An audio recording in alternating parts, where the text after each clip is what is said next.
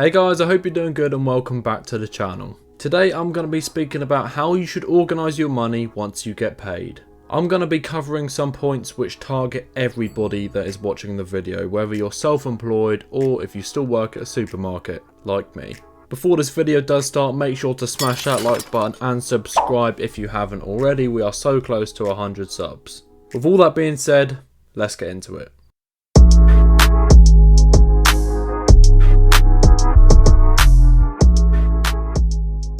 As you all know, this video is for entertainment purposes only. I'm not a licensed financial advisor, so if you do want professional help, you'll have to look elsewhere. Also, I would quickly like to add on to that, I'm sorry for my lack of presentation effort in my last video. I watched it back and I was like, oh! As much as I do like to keep it casual, I am going to keep somewhat of a formal manner on this channel, as it's to do with money and finance and it's always good to look smart. Anyway, I'm sure all of you have the monthly dilemma of what you're going to do with your money once you get paid. Especially at the moment during the pandemic, if you're from the UK and you're in lockdown, you're not really spending a lot of money. Well, I'm not, but some people are. With the absence of restaurants and shops, there isn't much opportunity to go out and splash some cash. Therefore, some money is left in your account which you're not normally used to seeing, and people don't know what to do with it. Which is why I wanted to make this video, because not only can you apply this during the pandemic times, you can also apply it once it's all finished.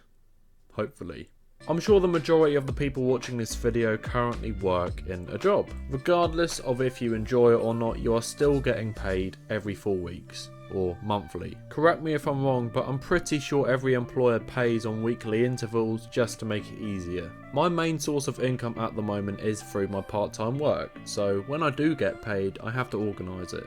I would like to state I don't write down every transaction that goes in and out of my account. I set myself a rough guide. I mean, I'm quite disciplined. And that is one of the qualities you are going to need if you want to be successful with saving some money and organising your finance going forwards. Just because I do a little bit of investing and I've started a finance channel doesn't mean I'm that penny pinching like I mentioned in one of my previous videos with all of my money. I'm quite self-aware with what goes in and out of my account and for what purposes, so I use that to my advantage. But I do understand some people don't have the time to go over their account fully every month. That's why I do encourage writing down a little note which you can always refer back to. All you need for this is a pen and paper, or if you want to, use your phone. By doing this, you can look at what you most commonly spend your money on, and you can also find patterns in your spending. Not only this, you can track your other sources of income as well, providing they are all linked to the same bank account. For the purpose of this video, I'm going to assume there's only one source of income, but I know that a lot of people do have more than one source of income, which is good. Now, when I get paid, I like to split it up into fixed costs, variable costs, and money I want to put into stocks. And I am very flexible with this every month, although I do keep a rough guideline of what I do want to put into stocks every month. For example, last year when I started investing, I didn't put my whole net worth into stocks straight away. I gradually deposited money over time, but I still had a load of cash sitting in my bank account ready to put into stocks. This gave me the opportunity to put full paychecks straight into my investments. And I only did this because I had a reserve of money in my bank account which would cover for other expenses. For example, petrol for my car, food, and anything I wanted to spend my money on, like ASOS orders. However, since then times have changed. At this point I've put in roughly, I want to say 95% of all of the money I've earned into my investing account. You probably think that's a lot, but I treat my investing account like a bank that is making me money. It's quite a good time to bring up this quote. I haven't said this before on the channel, but in the long term, you want to make your money work for you. If you can do this in multiple ways in the long term, whether that's just for investing or with property as well, you will be able to achieve financial freedom much quicker than all of your peers. Okay, so first up you have fixed costs. Let's say for example your base contracted hours of pay per month is £1,000. Before dividing this sum of money up, you want to take away any fixed costs you have. For example, rent, food, and fuel. Now, food and fuel can definitely be in the variable cost sector because it is, but at the same time, you have to spend money on fuel and food every month. And normally the amount of money you spend on them stays within the same kind of bracket, so depending on how you want to look at it, it is a fixed cost. Now let's say out of that £1,000, £200 is purely fixed costs. Let's say £150 rent, £30 on fuel and £20, or definitely under if you have watched my previous video on how to save money at work. So that's £200 taken away from the total which you have been paid into your account, which leaves you with £800. By the way, those 3 examples of fixed costs were just from my personal experience. So if you are paying off a mortgage, that will be another fixed cost. If you have to pay electricity bills, that will be another fixed cost. You will have to calculate it depending on your own financial situation.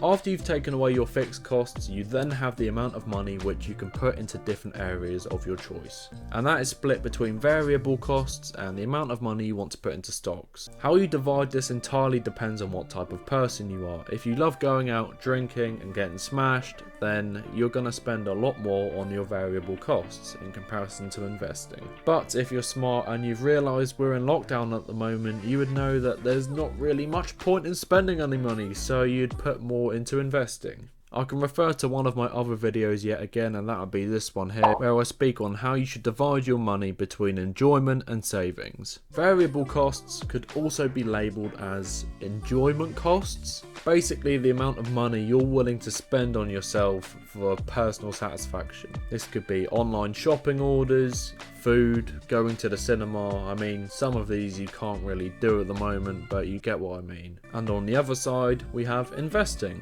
which is how much you're willing to set yourself up for the future. The more money you put into your investing account now in stocks which are good for the long term, the better off you will be for the future. 110%. I can't stress that enough.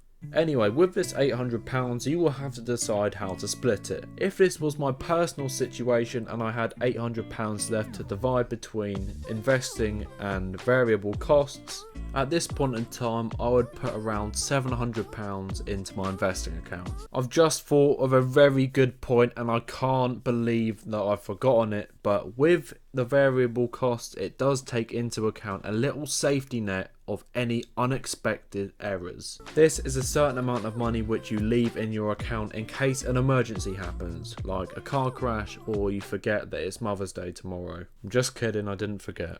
I love you, Mum. There is an element of risk to this because you could have no emergencies at all for like 2 years straight, and you could be so confident that you won't have any. You could put 100% of that remaining sum into your investing account.